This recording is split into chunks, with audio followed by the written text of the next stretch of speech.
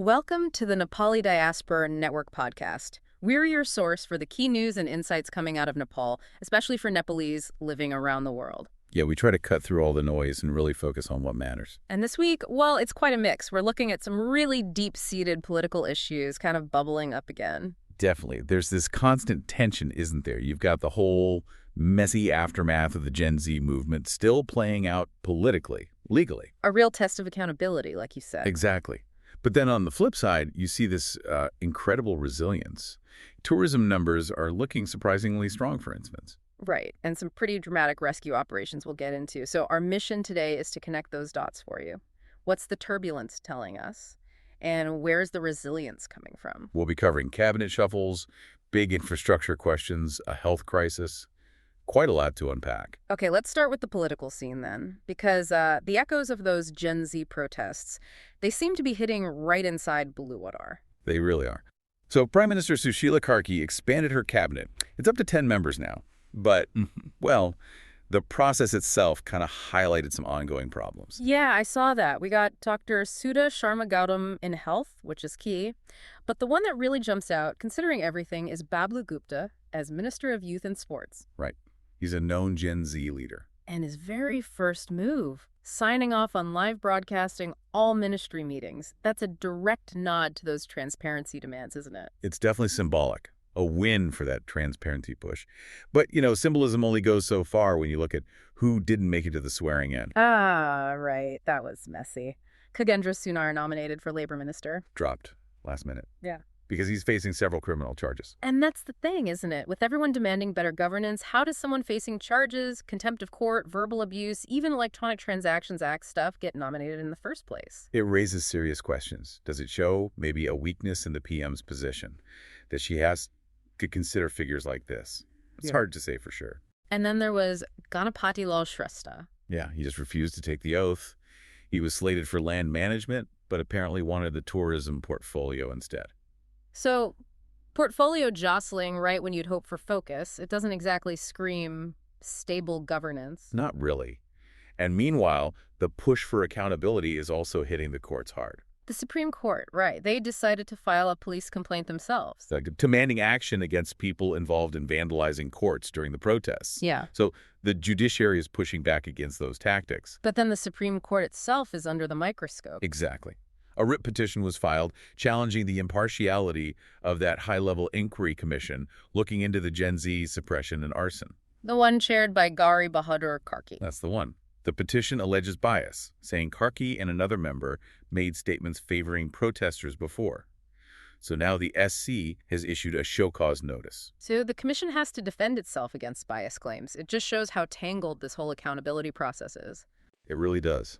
And you see the real-world cost, too.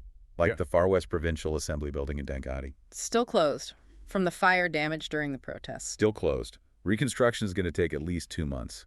And get this secretariat is looking for donor support, like from UNDP, UNICEF. For basic equipment. Yeah, just for essential equipment. Estimated around 4.3 million rupees. Wow. A provincial assembly needing donor money for basics tells you something about the strain on the system. It's a stark indicator. And all this needs settling down because the clock is ticking towards the next election. House Representatives polls are set for March 5th, 2026. Falcon 21. And the Election Commission is already gearing up costs and deadlines. Yep. They estimate it'll cost around 7.5 billion rupees. Yeah. And parties need to get registered by Kartik 30. That's mid-November, roughly, if they want to contest. So there's real pressure to find some stability. I saw PM Karki held a meeting, a tripartite one. That was significant, yeah. First time ever, apparently. Government, major political parties, 16 reps showed up, and 14 delegates from Gen Z groups. Trying to find some common ground before the elections. Exactly. It acknowledges the movement's political weight, definitely. But, it's just a first step. A long road ahead there. Okay, so that's the political side, lots of turbulence. How is the economy holding up amidst all this, particularly tourism, which is usually a bright spot? Well, and this is fascinating. The tourism sector seems remarkably resilient right now, especially after the Dashane-Tahar break. Really? Good news there. Yeah, quite good. The Annapurna region, for example, saw over 30,000 foreign tourists just in Asoj, that's September into October. So Asoj and Kartik are definitely the peak trekking months confirmed. Absolutely. And down in Pokhara, reports were saying hotels hit like 90% occupancy during the holidays. Yeah. A mix of domestic and foreign tourists. That's a strong rebound. And any improvements in getting there? Flights. A little bit. Thai Air Asia started flying the Bangkok-Barahawa route again, twice a week. It had been stopped for about 6 months. So, positive signals. Okay, but let's not get carried away. These positive tourism signs are happening against a backdrop of some pretty worrying economic numbers, right? Unfortunately, yes. The trade deficit, it hit around 400 billion rupees in just the first 3 months of this fiscal year. 400 billion. Ouch. And public debt. Still climbing. It went up by over 50 billion rupees in that same first quarter. It's now sitting at almost 45% of GDP. And you have to connect that back to what we were just talking about, the governance issues, these huge delayed projects. Exactly. Look at the Mahakali Irrigation Project, a national pride project started way back in 2006. Budget of 35 billion rupees. And progress. After 18 years, and 9 billion rupees spent. Just 27% physical progress. And the reasons are always the same, aren't they? Budget holdups, problems with land compensation. The usual suspects. It really feeds into that narrative of systemic inefficiency, the kind of thing that fueled the Gen Z protests in the first place. It's not just about graft, it's about the system just not working. It seems incapable of delivering on these big promises. Though, on a more positive infrastructure note, there is progress on the energy front with India. Ah, the transmission lines. Yeah, agreements signed for 2 new 400 kV cross-border lines in Narwa, Annapurna, and Lamki, Dododhar, Bareilly, slated for 2030 completion. That's genuinely important for regional energy cooperation. Okay, dude. Needed a bit of positive news there. But we also had some serious weather disruptions lately. Yes, that Mamta cyclone influence brought heavy rain, caused major road closures. Part of the Jomsom-Kagbeni road just collapsed. About 50 meters sank. Wow. And the Narayanga-Mudland road. Blocked by a landslide near Twinning-Kola. Authorities in Sindhuli even had to restrict night travel on the BP Highway and Mid-Hill Highway because of the risks. So when development is slow and nature hits hard, just getting around becomes a major challenge? Absolutely, it impacts everything. All right, let's shift focus to health. There's the ongoing dengue situation, which sounds serious. It is. Over 6,600 cases reported across 75 districts now. That's widespread. But what's layered on top of that, in some places, is a really basic supply failure. What kind of failure? The situation at Bajura District Hospital really stands out. They've apparently had a month-long shortage of oral rehydration salts Jivanjal. ORS. That's like the most basic, essential thing for dehydration. Exactly. Life-saving stuff.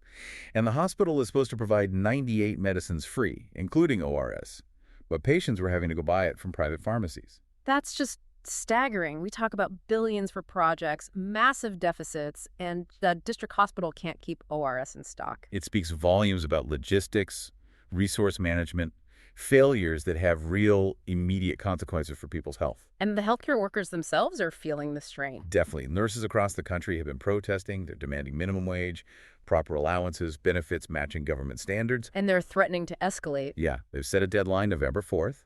If demands aren't met, they say they'll intensify the movement. So, a health crisis and a potential labor crisis brewing together. Okay, from that struggle, let's go to something completely different, high-altitude drama. Some incredible rescue operations happened. Truly incredible. The Nepali army rescued about 1,500 people tourists, including around 200 foreigners who got stranded by heavy snow up in Manang, areas like Talicho, Kangzar. 1,500 people, that's a massive operation. Phenomenal coordination and capability on display there. And efforts are still going on to rescue another group, 15 tourists, including 3 British women stuck in Hidden Valley, Mustang. It really highlights Nepal's expertise in that extreme environment. It does. But there are always risks. An altitude air helicopter crash-landed during a rescue near Labush. Was the pilot okay? Pilot was safe, thankfully. But in response, the Civil Aviation Authority, CAN, issued a new safety circular. What does it say? Basically banning commercial flights in whiteout conditions, which makes sense, and mandating bare paws on helicopter skids for winter operations for better stability on snow, so tightening up safety protocols. Seems prudent. There was also that sad news about the Australian climber Robert Chan. Yeah, near Hemlung Himal. And there seemed to be some conflict reported between his expedition operator and the insurance provider about the rescue attempt issues around high-altitude, long-line rescue regulations and weather conditions. A tragic situation. Always tough. But amidst the challenges, there are Nepalese making a positive impact globally too, right? Absolutely. Like Aishworya Shrestha, a 28-year-old social worker and researcher.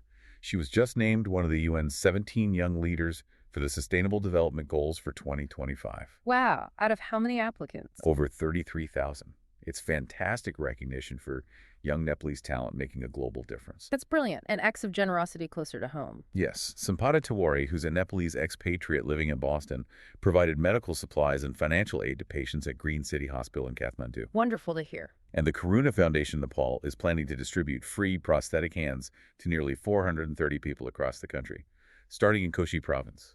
These stories of community support are so important. They really are. They offer a different perspective from the political struggles. Okay, let's round things out with a look at culture and sports. Sounds good. Culturally, the Chhath festival was just celebrated widely, dedicated to the sun god and Chhathi Mata. You saw celebrations across the country, Kathmandu included. Promoting social harmony, right? Exactly. And in Patandarbar Square, the historic Kartik Naach festival kicked off. That's the 10-day divine dance tradition. Been going for centuries, hasn't it? Over 3 centuries, yeah. An amazing link to the past. And for anyone wanting to sort of visually explore Nepal's heritage. There's a new book? Yeah, Nepal Art Journey by artist Nagin Singh Thakuri. It features his paintings of 101 tourist spots across all 77 districts. Looks like a beautiful collection. Nice. And finally, a quick sports update. Cricket first. Big milestone for the captain, Rohit Kumar Paudel. Scored his first century in the ICC World Cup League. 209 runs against the UAE. Helped Nepal set a decent target. Great individual achievement. Football news, less positive. Yeah, the head coach of the men's national team, Matt Ross, resigned 4 months before his contract was up. So a bit of instability there in the football setup. Okay. So if we try to weave all these threads together, what's the big picture this week?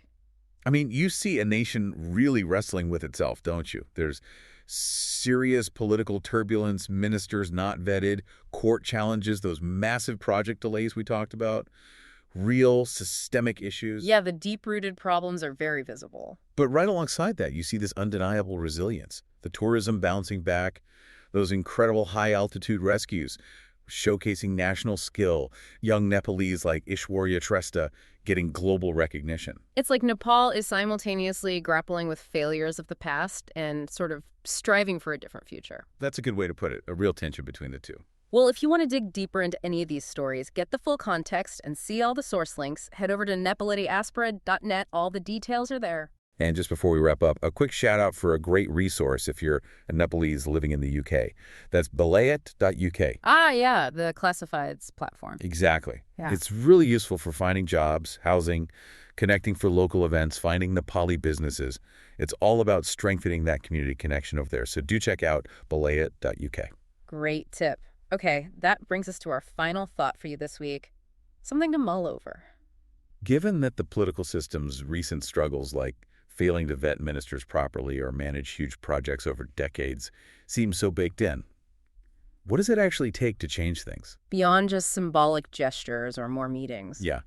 What does it take for the established political leadership to genuinely reform, to maybe match the kind of high standards and aspirations we see from young Nepalese who are already out there leading and achieving on a global stage?